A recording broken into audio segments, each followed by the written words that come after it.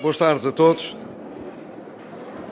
Quero saudá-los pela forma como... Cuidado para não cair, hein? Vamos aguardar só um bocadinho para ver se evitamos o pior numa cadeira que cedeu. É melhor substituir a cadeira.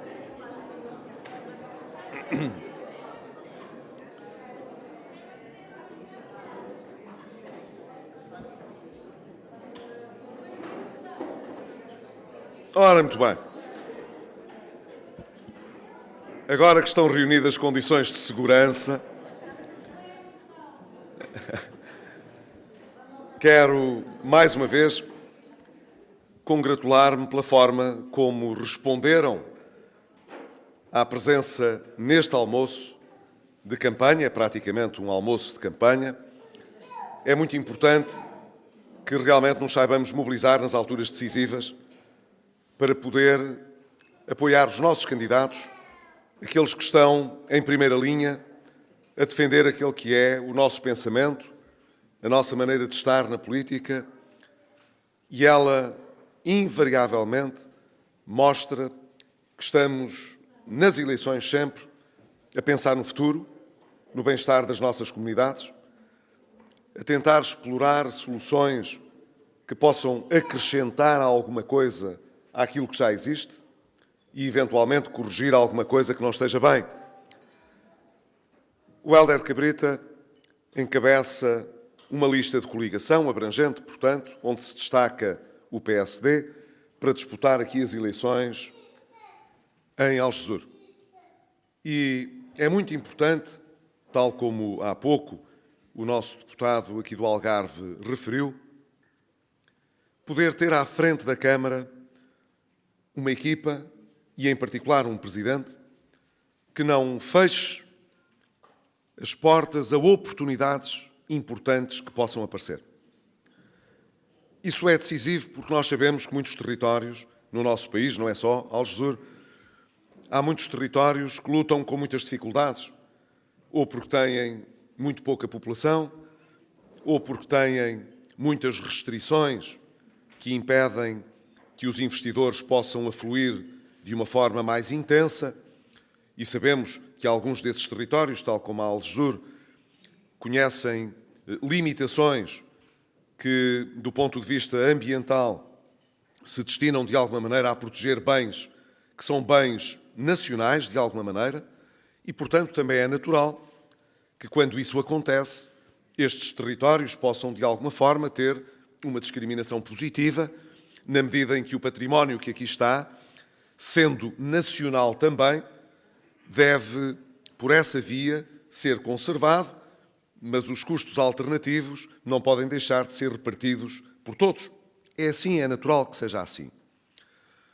Portanto, quando nós temos territórios onde não é fácil atrair investidores, onde não é fácil criar dinâmicas económicas mais fortes, e este, apesar de estar no Algarve, que é um território bastante competitivo, crescentemente competitivo, com maior dinâmica económica, tem mais dificuldades do que muitos outros concelhos no distrito do Algarve, nós temos realmente de colocar uma atenção muito grande nas equipas que escolhemos, porque elas podem fazer a diferença. Não ignoro, disse-o ainda ontem, que as economias locais dependem muitas vezes de opções de política económica geral que são seguidas pelos governos. É assim. Mas, independentemente dessas políticas, e elas são importantes para o nosso dia-a-dia, na verdade, entre territórios que enfrentam dificuldades parecidas, há desempenhos muito diferentes, que estão relacionados justamente com a qualidade do poder autárquico que existe. Ora, da mesma maneira que, como o Cristóvão Norte aqui referiu, poderia um investidor qualificado trazer alguma coisa interessante a este território. E na ausência de abertura de resposta, de ambição, se voltou para o outro lado, voltou à sua terra e fez lá o seu investimento. Assim, muitas outras potencialidades vão desaparecendo, não apenas porque quando batem à porta as pessoas que têm a responsabilidade de poder não respondem de uma forma favorável, mas sobretudo muitas vezes quem está sentado na Câmara não se levanta do sítio onde está para ir à procura das oportunidades. E nós hoje não podemos ficar apenas à espera que nos batam à porta. É realmente pouco compreensível e pouco desculpável que quando nos batem à porta, as pessoas que têm o poder de decisão pareçam distraídas ou alheias à relevância do que pode acontecer. Mas é ainda pior que as pessoas não tenham uma compreensão exata da importância de irem à procura daquilo que não têm. Ora, eu acho que o Hélder Cabrita simboliza bem este espírito que dentro do PSD é um espírito muito presente e partilhado pelos nossos militantes e pelos nossos representantes em estruturas do poder local. Nós estamos sempre disponíveis para procurar aquilo que nos faz falta. E batermos por isso é indispensável para fazer o rame-rame, o dia-a-dia, para viver do que existe. Para muitos pode ser que esteja bem, mas para muitos mais é pouco. Todos nós temos na nossa vida a ambição de poder melhorar, se não para nós, pelo menos para aqueles que vêm a seguir a nós, para os nossos filhos, para os filhos deles, alguma coisa de mais ambicioso do que aquilo que nós próprios tivemos na nossa vida. E alguém como eu, que tem 53 anos, pode considerar-se, evidentemente, um privilegiado na medida em que, quando comparamos com o mundo em que viveram os nossos pais, e o meu tem 91 anos, não temos nenhuma dúvida de termos sido uma geração privilegiada quando comparamos com essa outra, que viveu num país, desde logo, que não tinha democracia, num país muito fechado, onde a maior parte dos nossos territórios estavam entregues a si próprios, onde, portanto, não só não havia o Estado Social que temos hoje, como não havia quase nada. Nós conseguimos crescer e desenvolver-nos num país muito diferente desse que existiu durante dezenas de anos. Mas quantos de nós podem garantir aos nossos filhos e aos que virão depois deles que terão na sua vida um incremento de expectativas e conseguirão realizá-las tão bem ou melhor do que nós? Muito poucos. E essa é a razão porque não é só em Portugal, é em muitos países da Europa, nos Estados Unidos da América, as pessoas ficam, de certa maneira, impacientes porque percebem que aquilo que têm à sua frente, o legado que vão deixar aos seus filhos, não se compara com aquilo que foi a grande mudança que eles próprios viveram e sentiram, por menos bafejados pela sorte que tenham sido ao longo da sua vida. As autarquias locais têm uma importância crescente na construção deste futuro. Mesmo que demore algum tempo a concretizar a tão propalada descentralização que já podia ter, com mais ambição, sido concretizada. Não foi seguramente por vontade do Governo, porque ele andou distraído, mas teremos oportunidade de explicar isso com mais detalhe, mais logo numa outra intervenção que farei esta tarde. Mas, na verdade, independentemente disso, nós hoje, com aquilo que já está à disposição do poder local, podemos fazer muito mais do que tem sido feito. Assim saibamos escolher bem as pessoas e consigamos, nas nossas comunidades, transmitir às pessoas essa ambição. Ora, justamente aqui em Algesur, de certa maneira, aqueles que são os nossos adversários, e em particular o Partido Socialista, vivem, eu acho, com excesso de confiança. E às vezes até com alguma arrogância. acham que os territórios lhes pertencem e que nada pode fazer perigar a sua gestão municipal. Ora, nós não estamos tão certos disso. E à medida que o tempo vai passando, vamos sentindo nas pessoas, e aqui também, uma mobilização maior e uma abertura maior para considerar outras possibilidades. É bom lembrar a todos eles, socialistas, comunistas, que as eleições nunca se decidem antes de terem lugar. São as pessoas depois que vão escolher, na altura das eleições, o que é que querem. E cada vez mais as pessoas atendem àqueles que os partidos propõem, e outras vezes nem são os partidos, são os independentes que se apresentam, mais do que às tradições. E se em matérias de tradição, em política nacional, as coisas tiveram um desenvolvimento muito significativo, de tal maneira que temos comunistas e bloquistas a vangloriarem-se daquilo que o governo aprova, daquilo que o governo faz, temos, portanto, ao contrário do que aconteceu em dezenas de anos, comunistas e bloquistas a tomar conta de decisões do governo do país, porque não haveríamos de ter social-democratas a ter uma palavra importante e decisiva em municípios como aqui Algesur. Porque é que se convencem que está tudo decidido?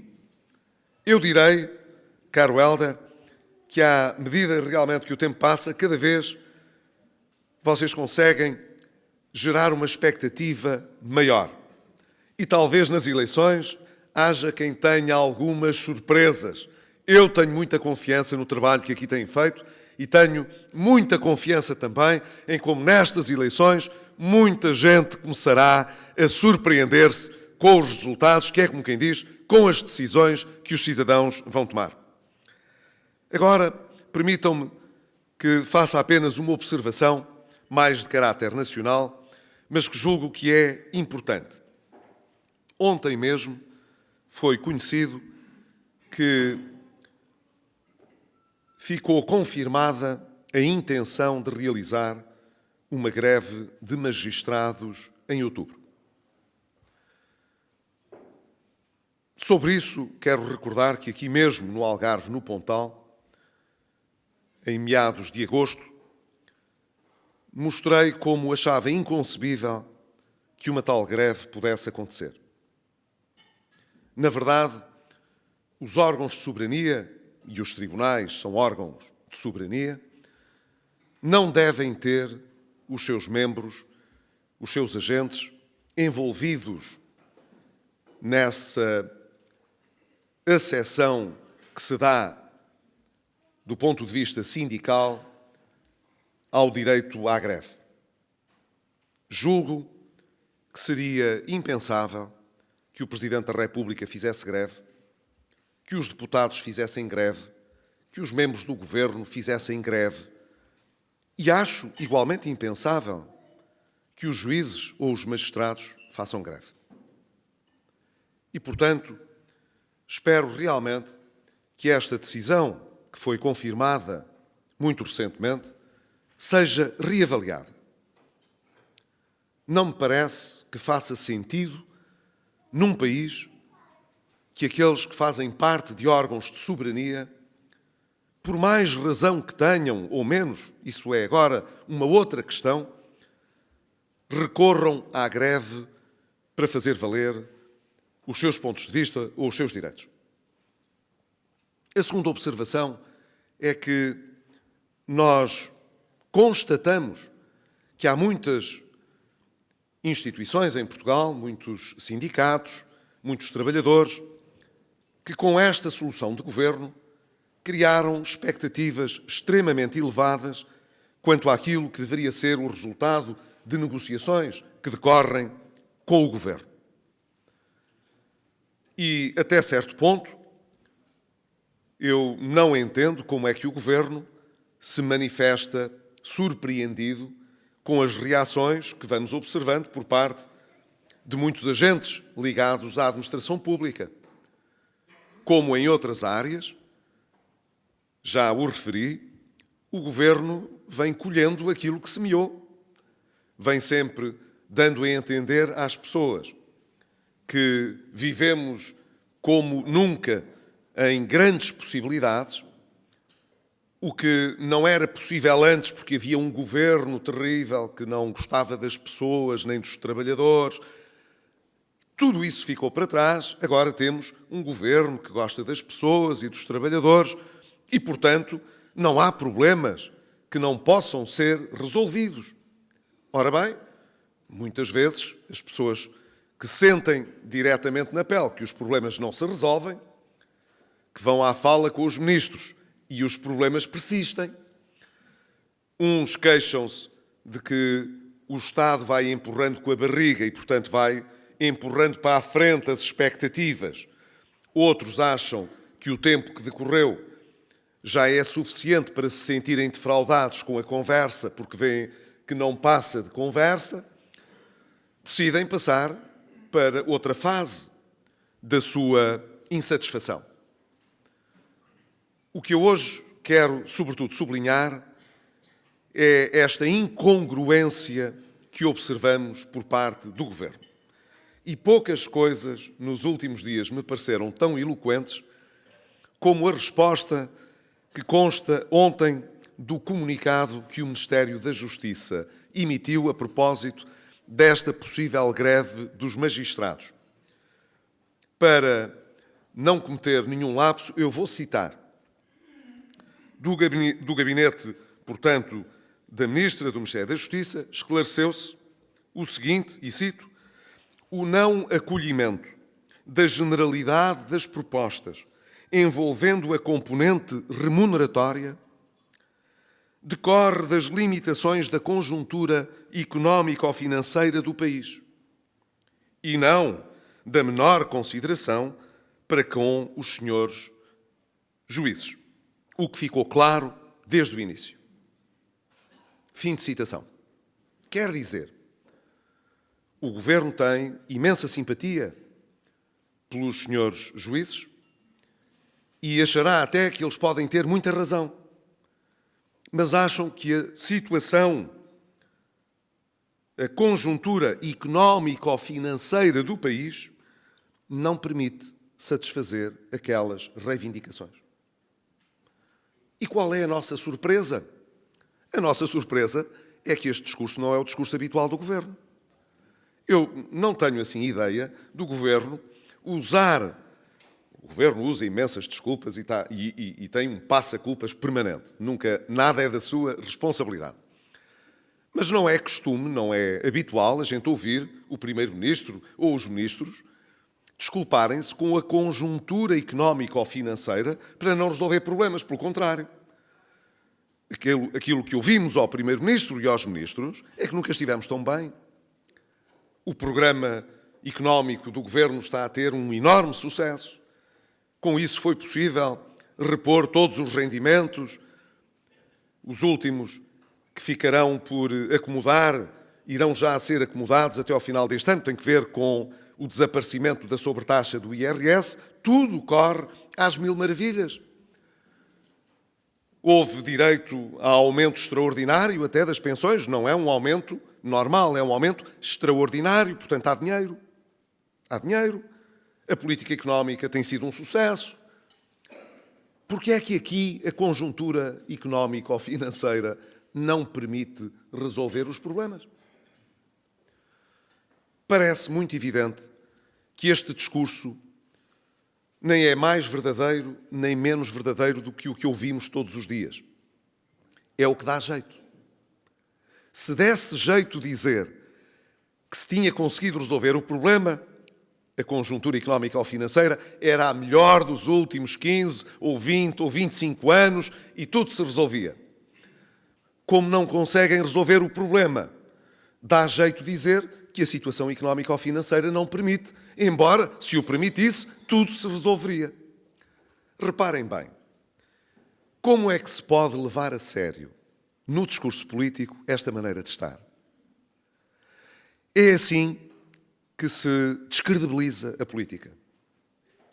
Quando as coisas são feitas por uns Ai aqui del Rey, a conjuntura económica ou financeira, nomeadamente a bancarrota, não é desculpa para nada.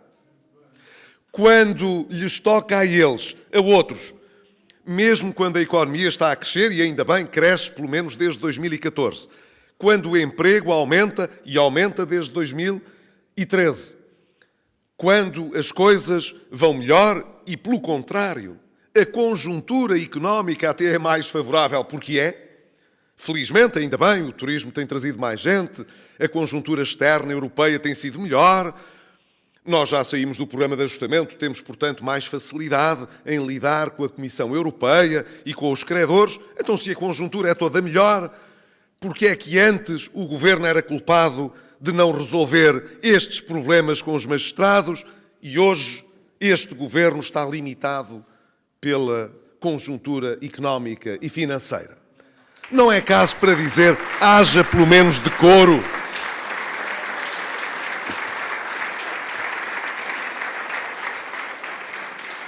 E com isto termino, pedindo pelo menos decoro, na certeza de que os nossos candidatos, e neste caso aqui em Algesur, com o Hélder Cabrita, não precisam de vir prometer a lua, nem de culpar todos os que estiveram à frente da Câmara até aqui por todas as desgraças.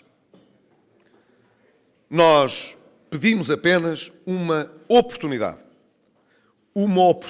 para mostrar não é que podemos fazer o que nunca ninguém fez, é que podemos fazer melhor do que aquilo que tem sido feito. Com a nossa humildade, com alguma modéstia, mas com ambição. Temos uma boa equipa, temos vindo a preparar a cada passo uma resposta melhor e tenho a certeza, com o vosso apoio aqui, e em particular com aqueles que os que estão aqui conseguirão mobilizar, talvez a gente faça de um combate muito difícil, que sabemos que é muito difícil, num resultado muito melhor para quem decidiu viver em Algesur, que não são apenas os de cá. Boa sorte, bom trabalho e bom resultado.